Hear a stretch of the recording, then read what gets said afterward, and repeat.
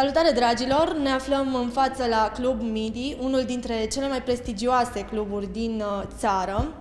Probabil voi sunteți obișnuiți să veniți aici exclusiv pentru evenimentele muzicale pe care acest club le organizează de obicei, însă noi ne aflăm aici de data aceasta din cu totul alte motive. Organizatorii acestui shooting la care avem noi de gând să participăm acum, și anume deținătorii site-ului Style Corner, au decis că această locație ar fi foarte potrivită pentru un shooting minimalist. Ei bine, dacă nu ați fost până acum aici, vă invit să intrați împreună cu noi în interiorul clubului și să vedeți care au fost motivele alegerii acestei locații.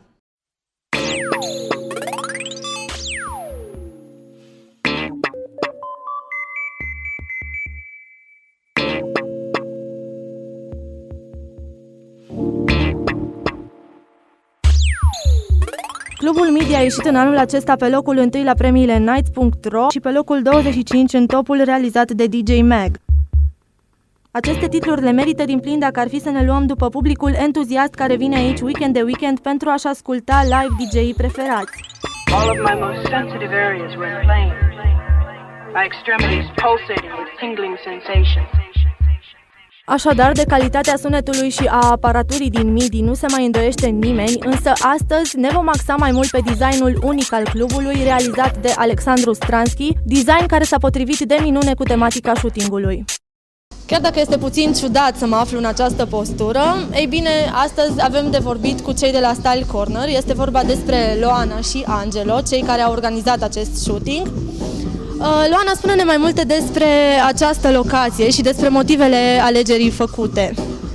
Păi, întâi de toate, să vă spun puțin despre procesul care are loc înainte de alegerea locației. Ne adunăm toți, punem conceptul la bază și ne gândim de ce avem nevoie. În cazul acesta, conceptul se bazează pe influențe techno, minimaliste, de asemenea cu influențe industriale. Aveam nevoie așadar de un spațiu închis, ținutele fiind monocrome, așa că am ales MIDI pentru că ni se pare cel mai potrivit, datorită ambianței care există aici, pentru că, în primul rând, la shootingurile noastre vrem să creăm stări de spirit, pentru ca ele să iasă exact cum ne dorim. Culorile ne ajută foarte mult, sunt tonuri reci, de gri, alb, negru, și credem că vor pune în lumină foarte bine ținutele pe care vrem să le promovăm. De asemenea, colțurile și unghiurile din acest club, spațiul larg, deschiderile, sunt de asemenea foarte importante în realizarea shootingului. Mai multe detalii despre ceea ce urmează să vedem în shootingul următor vom afla de la colegul meu, Angelo, care s-a ocupat de styling. Spune-ne mai multe detalii, te rog. Am început Style Corner-ul, site-ul, cu câteva shooting-uri destul de colorate și feminine pentru ceea ce găsim de obicei pe internet și pe paginile pe care facem surfing, și ne-am gândit că de data asta să încercăm varianta mult mai minimalistă și austeră a unor piese puse într-o valoare cu totul diferită decât au fost create. Este vorba de Belevari Timea și Mioara Fulgabud, asistenta lui Stefan Pelger de la București, care ne-au împrumutat ținutele pentru shooting. Gama cromatică este destul de restrânsă, adică majoritatea pieselor sunt negre și o singură rochiță este alb spre crem. Texturile la fel sunt minimaliste și dark, și mă refer la piele și stofă neagră, deci nu sunt culori de vară, galben, portocaliu. Le-am pus într-o lumină destul de minimalistă și cu influențe techno influența techno care provine de la banalul celofan cu care se pachetează mâncarea și banda izolatoare pentru a crea diferite senzații și stări de spirit. Am ales locația asta pentru că eu cel puțin am considerat că designul interior se potrivește perfect cu stylingul la care m-am gândit. Și ca și model avem pe Alina Ceușan, blogărița venită din Târgu Mureș la Cluj să studieze, și pe partea de fotografie se ocupă Gabi Moisa, cu care mai colaborat, face parte din familia de la Imagenic.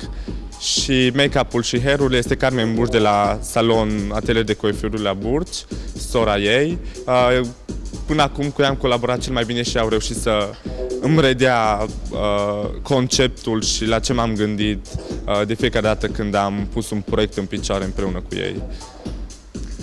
Îți mulțumesc frumos, Angela, pentru aceste detalii. Noi vă mulțumim. Spune-ne și când am putea să vedem acest shooting pe site, pe stylecorner.ro. Asta nu vă pot da o dată exactă, depinde și de fotograful, de Gabi Moise, în funcție de proiectele lui, cât de repede reușește să prelucreze și să altereze imaginea, să ajungă la modul perfect de a o prezenta publicului. Ei bine, eu cel puțin sunt foarte curioasă să văd care va fi rezultatul final. Până atunci îi voi lăsa pe colegii mei să-și continue treaba și noi ne vom îndrepta către Alina, care ne va spune și ea mai multe detalii despre ceea ce urmează să vedem aici și despre pasiunea ei pentru modă.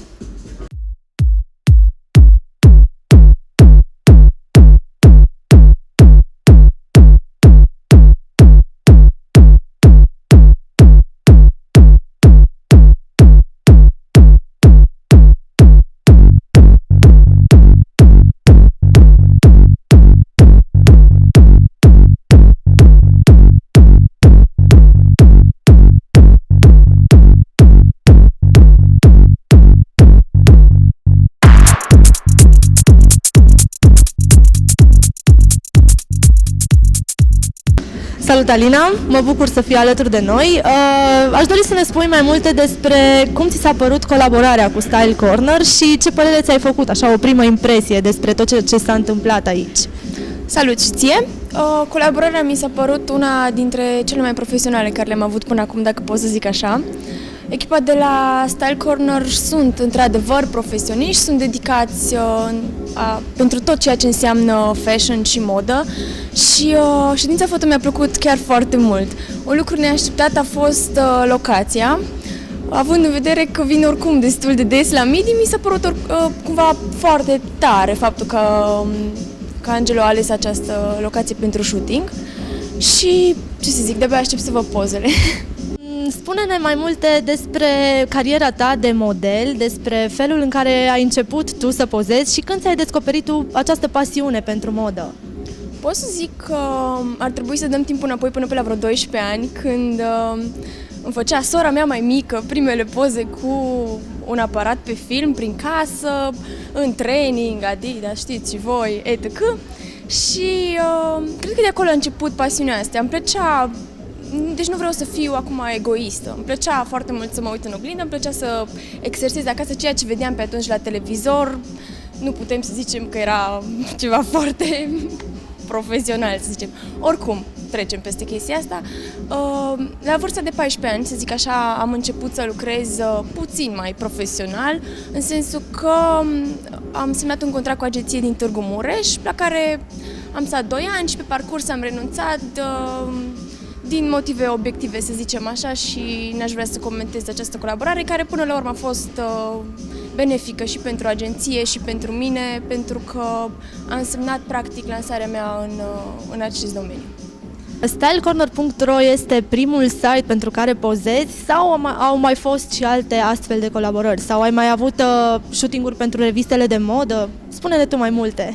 Să știi că nu am avut shooting-uri pentru reviste mari de modă. În general lucram direct cu designeri locali. Am fost de multe ori și la Bucharest Fashion Week, la Summer Fashion Week, la Mamaia.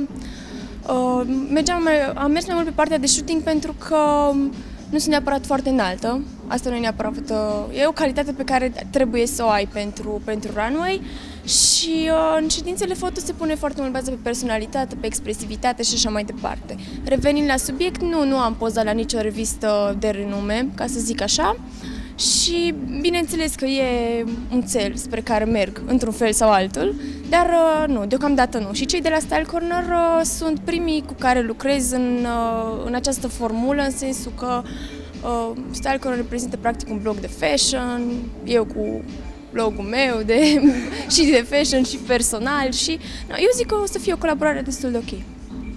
Despre blogul tău vreau să te întreb mai multe. Cei de la Style Corner au reușit să dea de tine prin intermediul blogului tău, care am văzut că este destul de pus la punct și destul de updatat, să spun așa. Spune-ne cum ți-a venit ție ideea să începi acest blog și ce beneficii crezi că îți va aduce pe viitor?